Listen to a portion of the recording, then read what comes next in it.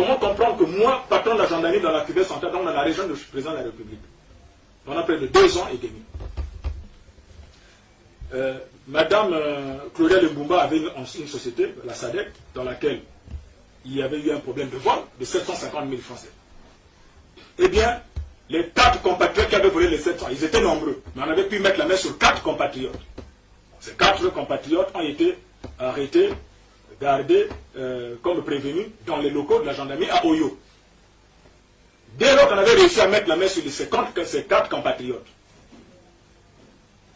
eh bien, les sages d'Oyo se sont organisés pour dire que nous, ici, on avait décidé, en commun accord avec le président de la République, que désormais, la coutume doit faire foi dans la justice. Nous, les chefs coutumiers, nous devons peser. Lorsqu'on va voler dans Oyo, il faudra tout faire pour couper les doigts, les oreilles de ces prisonniers. Maintenant, comme on a volé l'argent de Claudia, les 750 000 francs dans sa société, eh bien, ce que nous allons faire, tout de suite là, quand nous remet ces 4 prévenus là, nous allons leur couper les doigts, on va leur amputer les doigts, ou bien que les gendarmes le fassent. Je suis à Ouando, le commandant de brigade m'appelle.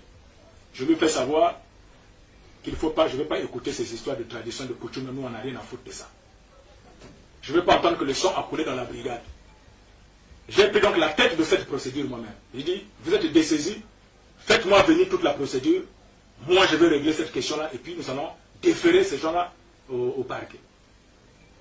J'ai saisi donc le procureur de la République, j'ai informé le procureur général, parce que c'était une question qui devenait très sensible. Surtout que c'était une affaire qui se passait dans le district du président de la République, où le chef coutumier, à la limite, se passait pour des OPJ. À cet effet, les gendarmes ont respecté les instructions. Ils ont commencé à faire le travail tout en respectant, à la limite, toutes les instructions que je leur avais transmises à travers la famille. Les sages ayant échoué de nous convaincre de couper les doigts ou les oreilles de ces 4 prévenus, qu'est-ce qu'ils vont faire? Ils vont nous piéger, ils vont attendre l'arrivée du président de la République à Oyo. Comme par année, le président de la République arrive 4 à 3 fois à Oyo, ils ont attendu.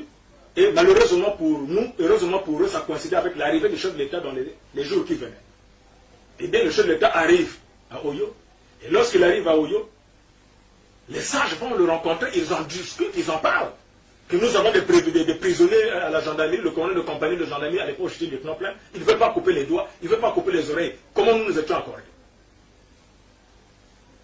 Pendant que les réunions là se font, je suis déjà à Oyo, parce que chaque fois que le chef de l'État arrive à Oyo, nous venons tous, le commandant de zone et consorts, nous arrivons tous là à Oyo. Je suis saisi de cette situation, je dis, nous on va rester de marbre, nous sommes des officiers de gendarmerie, nous sommes des auxiliaires de justice.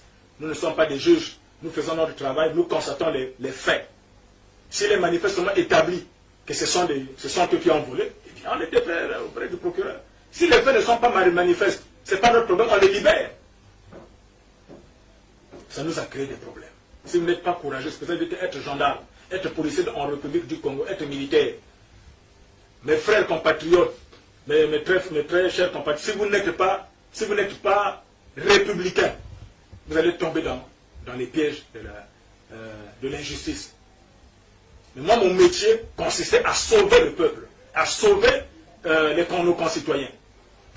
Mais dans les règles de la loi, dans les règles peut-être de l'art, dans le cercle et dans le cadre de la loi. Je ne peux pas sortir du cadre de la loi. Mais avec les sages, c'était un problème. Les chefs coutumiers de Yo étaient chauds.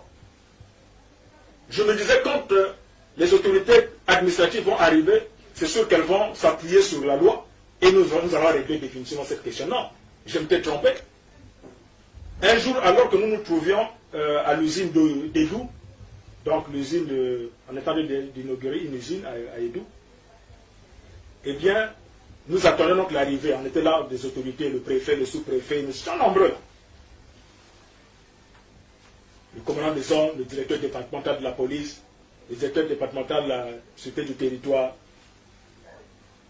les préfets, les députés, les sénateurs venus de Brazzaville.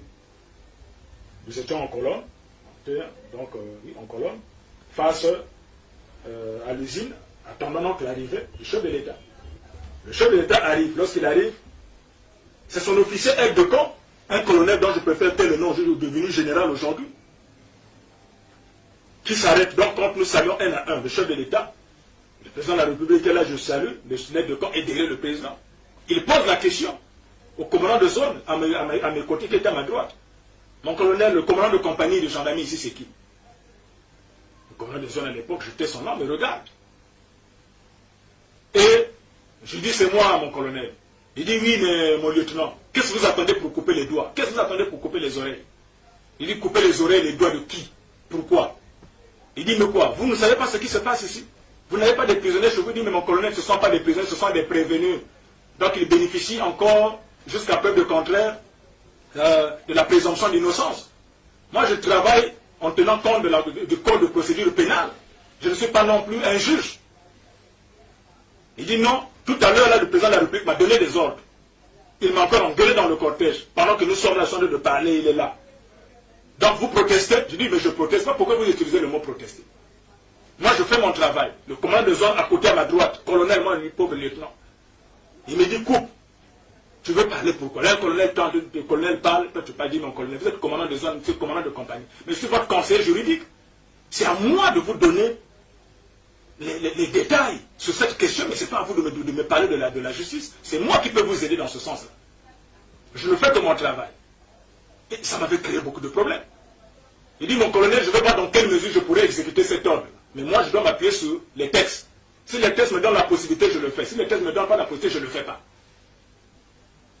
Voyez-vous?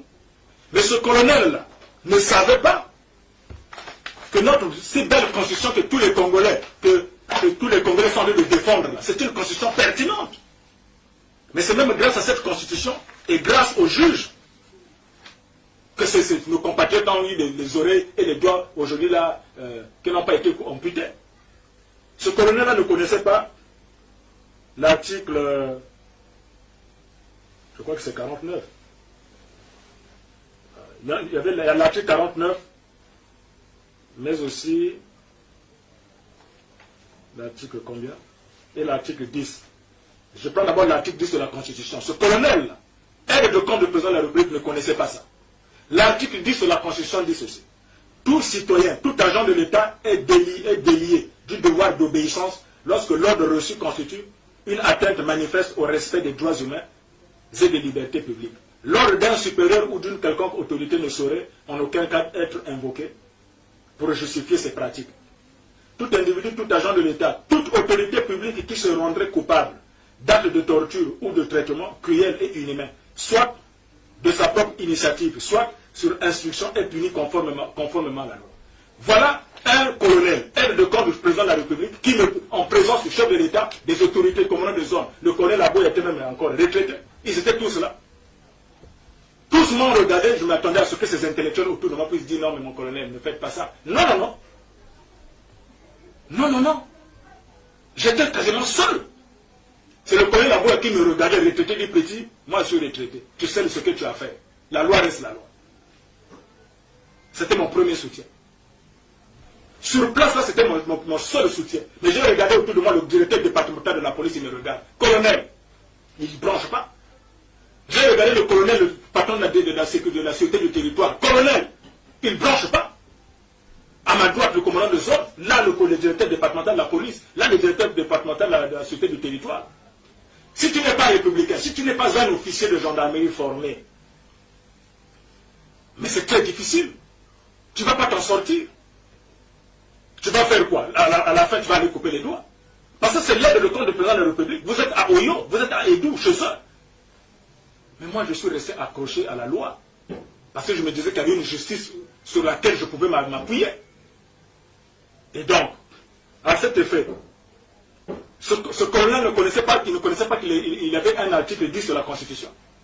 Moi, je connaissais. Mais à la fin, qu'est-ce que j'ai fait? Ils m'ont dit de toutes les façons, mon capitaine, comme vous êtes en train de bouder, nous allons nous arranger. Je vous envoie l'ambulance. À partir de 12h30, 13h, il y aura l'ambulance, vous coupez les doigts, le ciel ne tombera pas. Mais le colonel a bien dit, avec beaucoup d'arrogance, nous avons beaucoup tué dans ce pays-là, le ciel n'est jamais tombé. Ce n'est pas pour quelques doigts qu'on va couper que le ciel tombera. Mais il s'adressait à un officier de police judiciaire. Vous voyez l'environnement dans lequel nous travaillons? Mais ça, c'est des menaces. J'ai dit non, je vais m'attacher à cela. Mais à 12h30, 14h, 13h, l'ambulance est bien arrivée. J'ai reçu Claudel Mbumba dans mon bureau, dans le bureau de la brigade, pour dire, mon lieutenant, qu'est-ce qu'on fait? Il dit, mais le président, c'est votre père. Faites tout pour le convaincre chez vous, là-bas. Moi, c'est lui, mon président de la République. Il est le chef suprême des armées, le patron de la magistrature. Moi, je vais dire non. J'ai commencé à écrire ma démission. Je dis, Madame Claudia, ma démission est là. Je quitte la gendarmerie parce que je n'ai pas été formé pour couper les doigts. Je n'ai pas été formé pour faire du mal au peuple. Et au même moment, j'ai appelé le procureur général près de la cour. Pour que vous compreniez, c'est que j'avais un peu d'espoir. Il dit non, il y a quand même la justice. Mais j'ai appelé le procureur général près de la cour d'appel de Wano.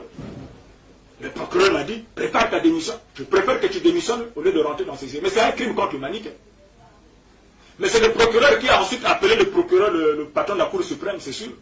Et que le patron de la Cour suprême appelle le président, le conseil spécial du chef d'État, le président, l'amiral Jean-Dominique Okema. Et c'est dans les locaux, dans la résidence privée de Jean-Dominique Okema que nous avons réglé cette situation. Mais l'ambulance est venue à 2 reprises. L'ambulance est quand même venue dans les locaux de la gendarmerie pour venir prendre les blessés. Je ne vais pas vous montrer les photos, j'ai des documents, des photos de cet officier-là, de ce médecin du président de la République, avec, comment vous l'appelez, les ambulances. J'ai dit, je ne peux pas vous livrer. C'est prévenu là, pour faire. Nous ne sommes pas des chirurgiens, nous ne sommes pas des médecins, nous ne sommes pas aussi des juges. Voilà comment ça a été réglé la suite, je ne vais pas aller dans les détails.